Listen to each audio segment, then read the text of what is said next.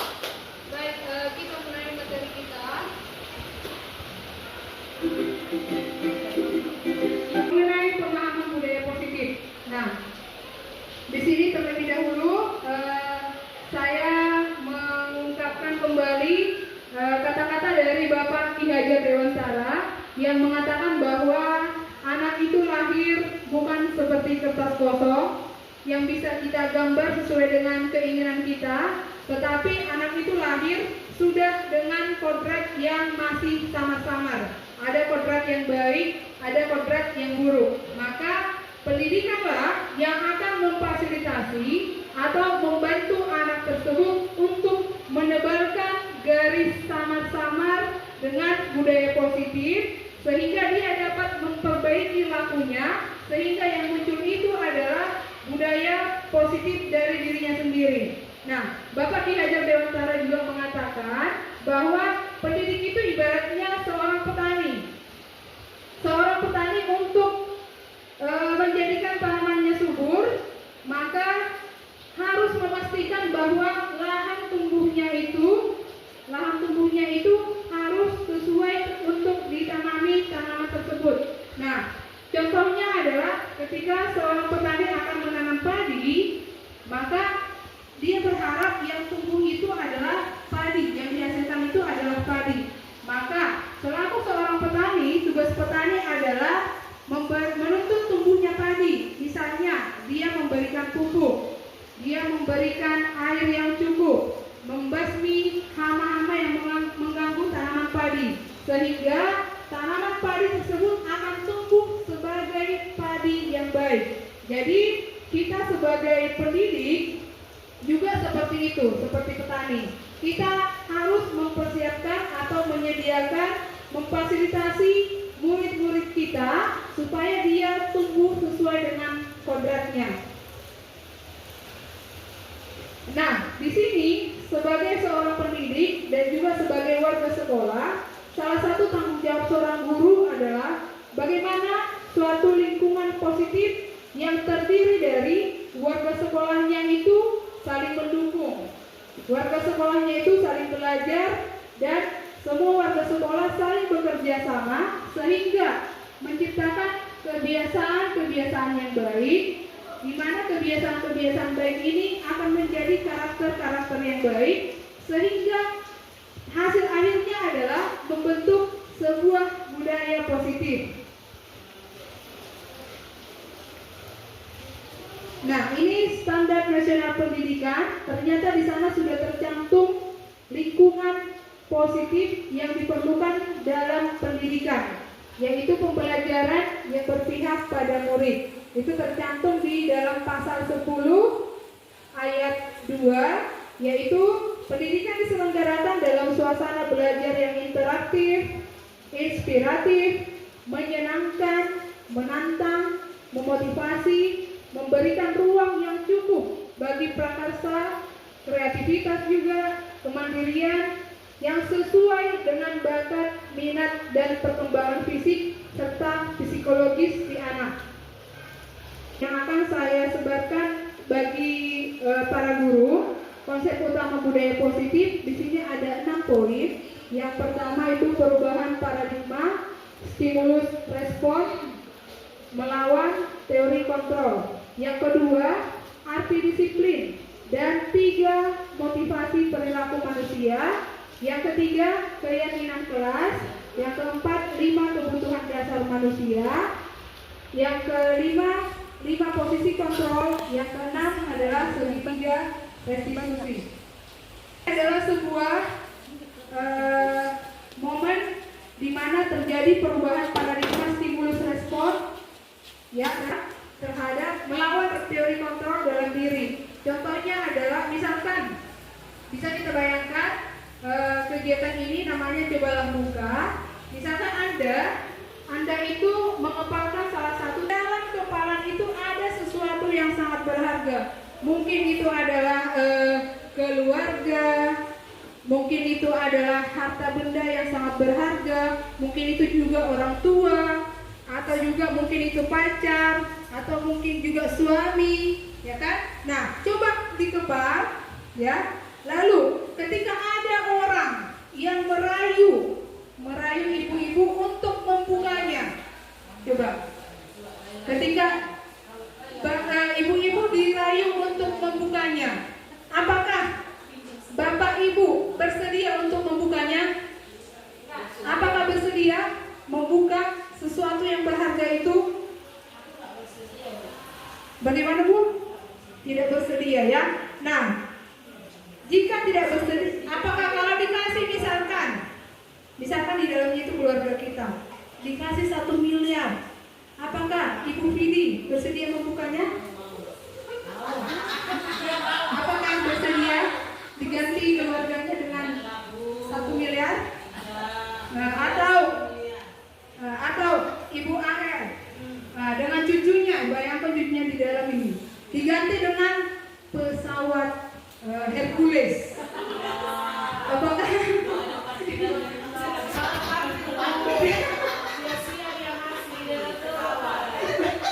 Oke, nah, iya,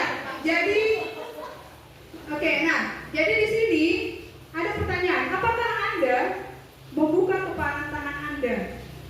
Lalu mengapa? Tadi sudah kita jawab bersama-sama. Lalu apa alasan Anda untuk tetap menutup kepalan tangan Anda? Coba Ibu Vidi, apa alasan Anda tetap menutup? Ya? Karena dia sudah bagian dari diri saya. Karena sudah menjadi bagian diri saya. Oke. Nah, jadi dalam kegiatan ini sesungguhnya siapa yang pegang kendali atau kontrol untuk membuka dan menutup kepalan tangan kita? Siapa? Diri sendiri. Nah, jadi itulah teori kontrol, ya. Jadi walaupun begitu banyak yang menggoda kita, begitu banyak rayuan, begitu banyak juga iming-iming hadiah atau penghargaan, pasti yang memilih sesuatu itu, yang mengontrol diri kita adalah kita sendiri. Nah, jadi begitu juga lah siswa kita. Siswa kita itu juga, mereka juga punya teori kontrol. Mereka juga punya mengontrol, kemampuan untuk mengontrol diri sendiri. Apakah dia suka dengan pelajaran IPA, apakah dia mau belajar bahasa Inggris, apakah dia mau monotor, atau dia mau lomba lari, apakah dia mau diam, duduk diam tenang mendengar guru. Nah, semua itu ada di dalam kontrol dari siswa tersebut.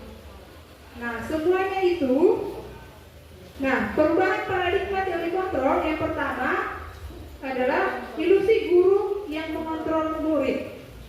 Lalu yang kedua, ilusi bahwa semua penguatan positif, efektif, dan bermanfaat. Yang ketiga, ilusi bahwa segala kritik akan membuat orang merasa bersalah, itu dapat menguatkan karakter.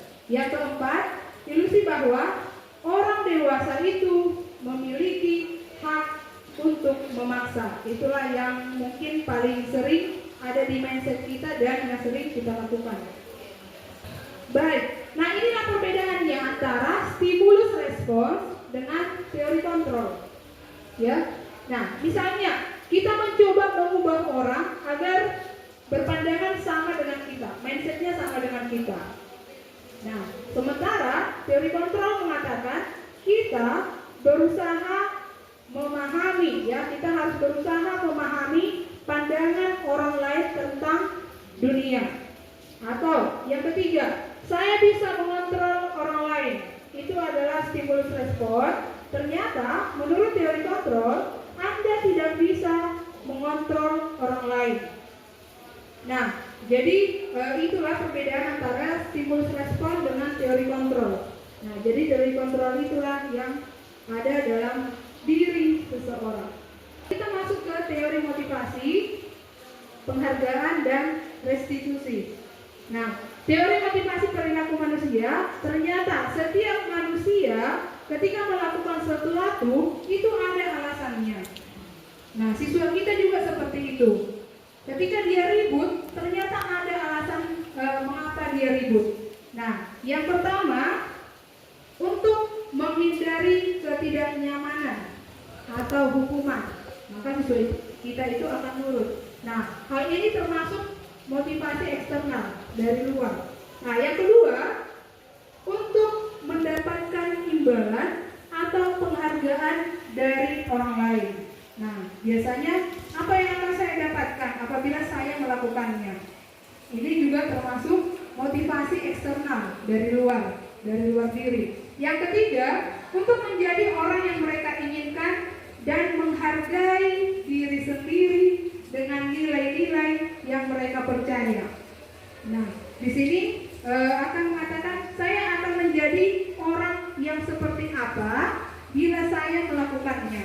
Nah, jika sudah menjadi poin yang ketiga, maka ini sudah termasuk motivasi internal, ya. Ini sudah motivasi dari diri sendiri, yaitu untuk menjadi orang yang mereka inginkan dan menghargai diri sendiri dengan nilai-nilai yang mereka percayai. Nah, inilah yang paling bagus, ya, Bapak Ibu. Hukuman, di sini hukuman tidak terencana, biasanya tidak terencana dan bersifat tiba-tiba, ya.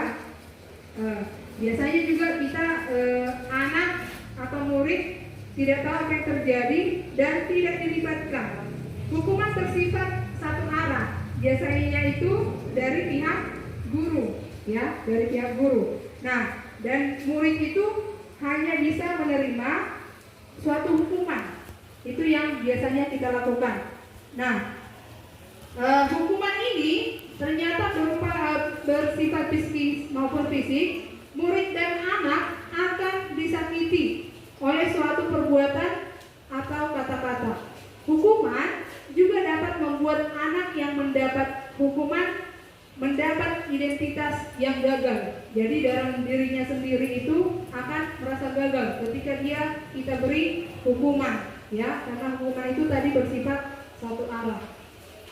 Nah, jadi penghargaan maupun hukuman ini adalah cara-cara mengontrol perilaku seseorang yang menghancurkan potensi untuk pembelajaran yang sesungguhnya. Penghargaan itu mempunyai banyak jangka pendek maupun jangka panjang. Nah, ada pun beberapa pengaruh penghargaan, di antaranya yang pertama, merusak hubungan. Yang kedua, mengurangi ketepatan. Yang ketiga, menurunkan kualitas. Yang keempat, mematikan kreativitas. Yang kelima, bisa jadi juga menghukum. Tetapi siswa untuk menulis di buku catatannya apa kira-kira kesepakatan kelas yang mereka inginkan antara guru dan sesama mereka juga yang akan dilaksanakan untuk menciptakan lingkungan yang positif di dalam kelas tersebut. Nah, lalu langkah kedua, saya meminta mereka untuk menuliskannya di papan tulis. Jadi kalau ada yang sudah sama dengan temannya yang sudah tertulis di situ, tidak ditulis lagi. Nah, setelah itu langkah selanjutnya adalah kami memilih kira-kira manakah yang paling tepat atau yang paling penting untuk disepakati di dalam kelas tersebut. Dan hasilnya di sini, inilah hasilnya, ada sebanyak 10 poin.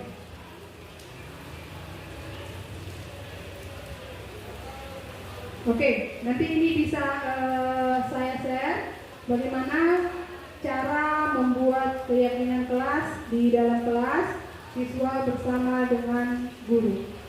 Adalah kebutuhan dasar manusia. Tadi sudah kita katakan bahwa seluruh tindakan manusia itu ternyata di belakangnya itu memiliki tujuan tertentu. Nah, apa saja itu, ternyata semua tindakan itu untuk memenuhi 5 kebutuhan dasar manusia. Yaitu yang pertama, untuk bertahan hidup atau survival. Yang kedua, rasa untuk kasih sayang dan rasa diterima, love and belonging. Yang ketiga, kebutuhan dasar untuk memiliki kebebasan atau freedom. Yang keempat, kebutuhan dasar untuk yang menurut kita itu melanggar kesepakatan kelas atau melanggar peraturan. Sebenarnya mereka di situ hanya untuk memenuhi dari kelima kebutuhan dasar manusia ini. Nah, sama juga seperti kita juga guru-guru, kita juga memiliki 5 kebutuhan dasar ini, sehingga ada kalanya kita juga berusaha ya dan mencoba untuk mematuhi peraturan secara maksimal. Selanjutnya ada posisi kontrol, ada 5 posisi kontrol guru. Yang pertama sebagai penghukum, yang kedua sebagai pembuat rasa bersalah, yang ketiga sebagai teman, yang keempat sebagai pemantau, yang kelima sebagai manajer. Mungkin bisa kita lihat bagaimanakah kita dalam menghadapi di lingkungan kita ya. Sangat bahagia Ibu dan Bapak guru hebat. Dalam penerapan disiplin positif restitusi, salah satu program yang dikembangkan adalah 5 posisi kontrol. 5 posisi kontrol dalam restitusi adalah proses perjalanan seorang pendidik agar dapat mengenali dirinya. Pada video kali ini, kita akan membahas tentang 5 posisi kontrol yang dikembangkan oleh Diane Dawson dan contoh penerapannya. 5 posisi kontrol itu adalah 1. Posisi penghukum. 2. Posisi pembuat merasa bersalah. 3. Posisi teman. 4. Posisi pemantau atau monitor. Dan 5. Posisi manajer. Untuk lebih memahami kelima posisi tersebut, mari kita saksikan kasus Naren yang terlambat hadir 20 menit di sekolah dan melihat bagaimana kelima posisi kontrol dalam menghadapi masalah tersebut.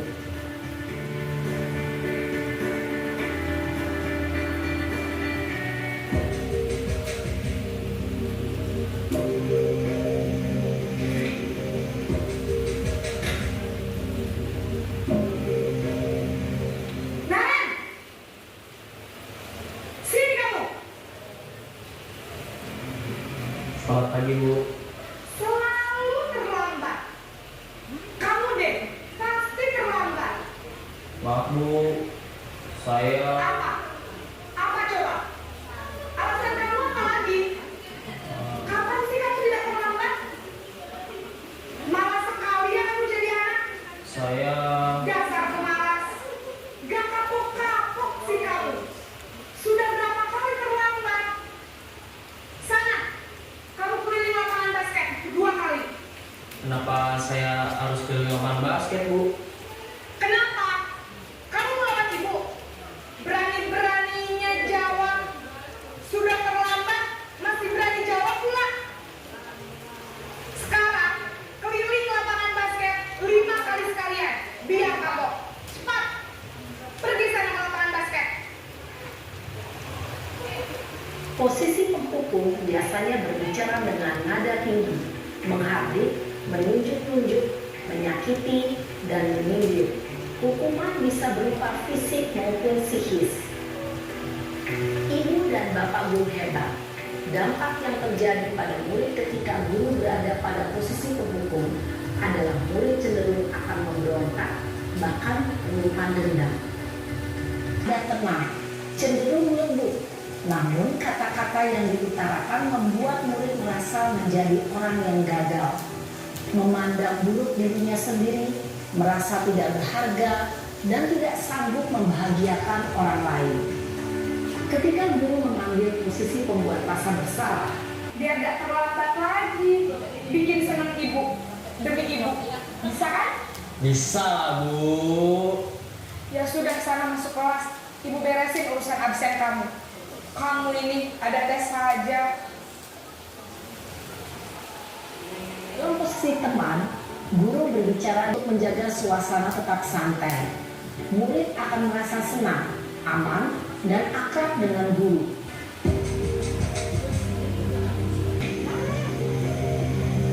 Nan!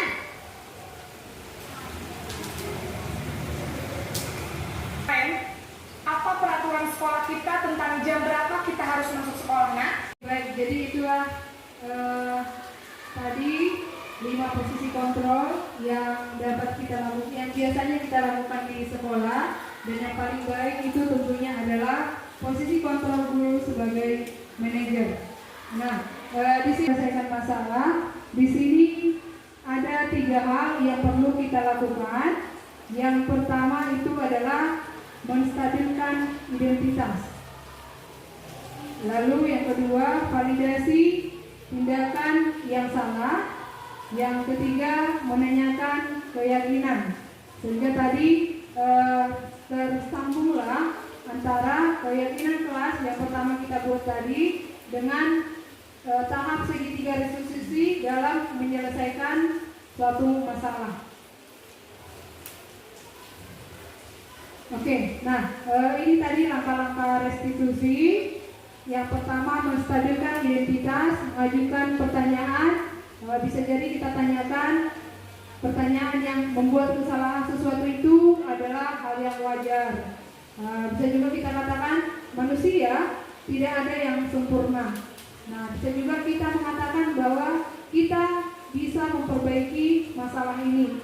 Nah, itu adalah beberapa pertanyaan untuk menstabilkan identitas. Yang kedua adalah memvalidasi tindakan yang salah. Nah, pernyataan yang bisa kita katakan adalah kamu bukan melakukannya tanpa suatu alasan tertentu, atau kamu melakukannya mungkin karena mempertahankan sesuatu yang penting bagimu. Nah, sama seperti tadi, karena siswa itu juga memiliki 5 kebutuhan dasar. Nah, yang terakhir adalah menanyakan keyakinan. Bisa kita mengajukan pertanyaan sebagai keluarga atau kelas, apa yang kita yakini. Lalu bisa juga nilai-nilai apa yang telah kita sepakati, atau bisa juga kamu ingin menjadi orang seperti apa. Nah, yang ketiga ini kita akan mengungkap kembali nilai-nilai yang harus dimiliki oleh setiap siswa secara sadar untuk supaya siswa itu menjadi suatu pribadi yang lebih baik.